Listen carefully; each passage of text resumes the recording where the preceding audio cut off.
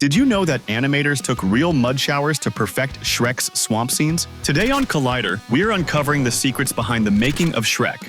Shrek revolutionized animated storytelling, proving that CGI films could be edgy, comedic, and appeal to adults as much as kids. Originally, the film was conceived as a live-action CG hybrid, using miniature sets and motion-captured human performances for realism. However, after an extensive year-and-a-half research and development period, the results were deemed unsatisfactory. The head of DreamWorks, Jeffrey Katzenberg, stated that the hybrid approach looked terrible. It didn't work, it wasn't funny, and we didn't like it. This led the studio to pivot toward full CGI animation, enlisting Pacific Data Images, or PDI, to bring the world of Shrek to life. Production officially began in 1998, and PDI's team utilized a combination of proprietary software and industry-standard tools like Maya. One of the most significant advancements was the studio's innovative use of a fluid animation system to create more realistic movement. They applied facial animation techniques first used in ants, expanding them to full-body animation. This attention to detail allowed for more naturalistic expressions, as seen in Shrek's facial muscles forming a double chin when he spoke. Creating Donkey's fur posed a unique challenge. The surfacing animation team developed complex shading techniques to make his fur move naturally, preventing it from appearing stiff like a chia pet. Kick him to the curb. Don't mess with me. I'm the stand master.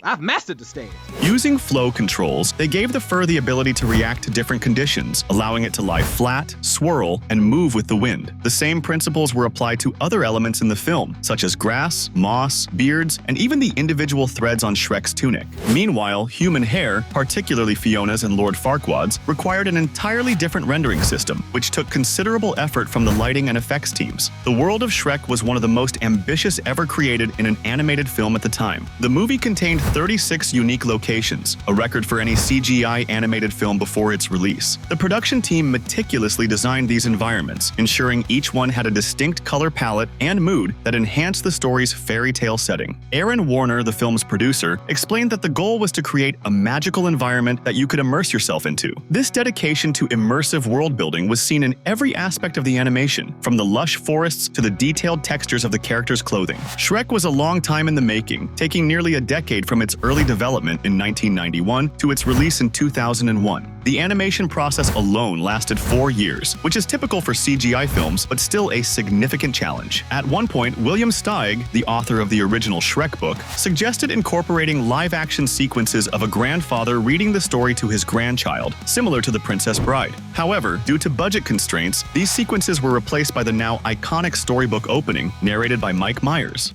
And true love's first kiss.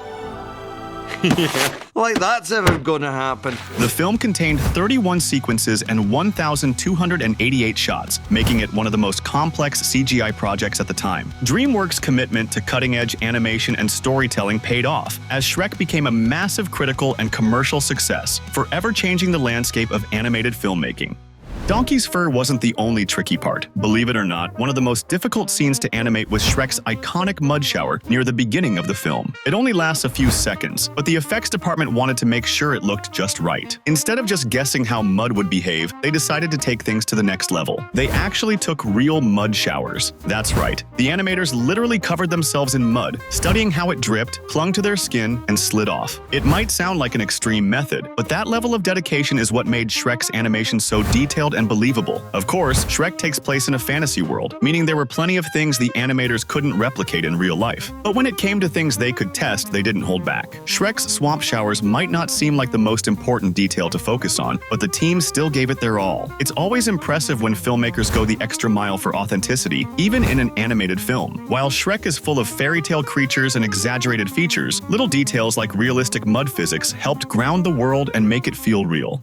Mike Myers is well known for his ability to play around with accents, but one of the most surprising tidbits about Shrek is that he originally voiced the character with a Canadian accent. Before settling on the now iconic Scottish brogue, Myers initially recorded all of Shrek's dialogue using his natural Canadian voice. However, something about it just didn't feel right. In an interview, Myers explained that he struggled to find the right voice for Shrek. "It took a few times for me to get the voice right. I first tried it in a sort of Canadian accent, but it just didn't connect," he said. I thought you were commenting on my performance. What do you think of that? Not really, no.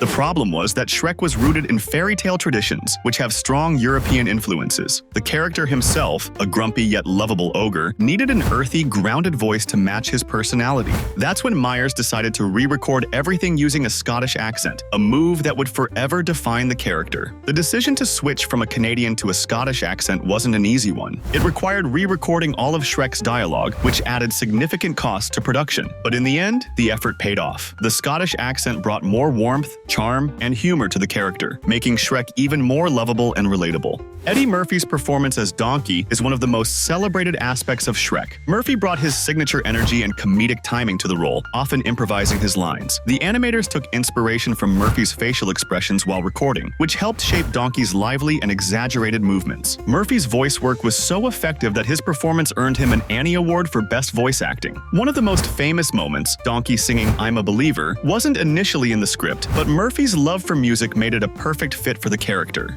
Cameron Diaz provided the voice for Princess Fiona, giving the character both elegance and toughness. Unlike typical fairy tale princesses, Fiona had a strong-willed personality, and Diaz helped bring that to life. To prepare for the role, Diaz watched martial arts movies to match the energy of Fiona's fighting scenes. She also recorded her dialogue multiple times to ensure that Fiona's emotional arc, from confident princess to vulnerable ogre, felt natural. John Lithgow played the villainous Lord Farquaad with a pompous and theatrical voice. Lithgow exaggerated his delivery to emphasize Farquaad's small stature and grand ego. His performance was inspired by classic Disney villains, and his over-the-top style made Farquaad both intimidating and hilarious.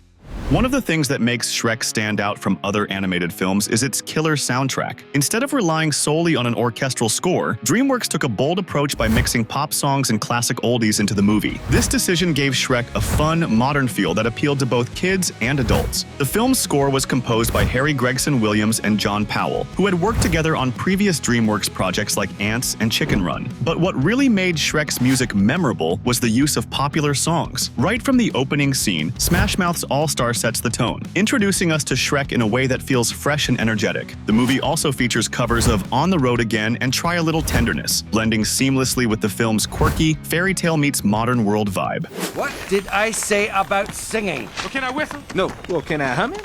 All right. One of the most emotional musical moments is the use of Hallelujah. While John Cale's version is heard in the film, the soundtrack album features Rufus Wainwright's cover. There's been speculation that Wainwright's version was left out of the movie due to industry politics, but whatever the reason, the song remains one of the most powerful scenes in Shrek. And of course, we can't forget the ending. Originally, the film was supposed to close with a simple storybook scene, but Jeffrey Katzenberg pushed for something livelier. That's how we got the epic party scene with Donkey singing "I'm a Believer," leading into Smash Mouth's full version. It was the perfect way to wrap up such a fun and unconventional fairy tale.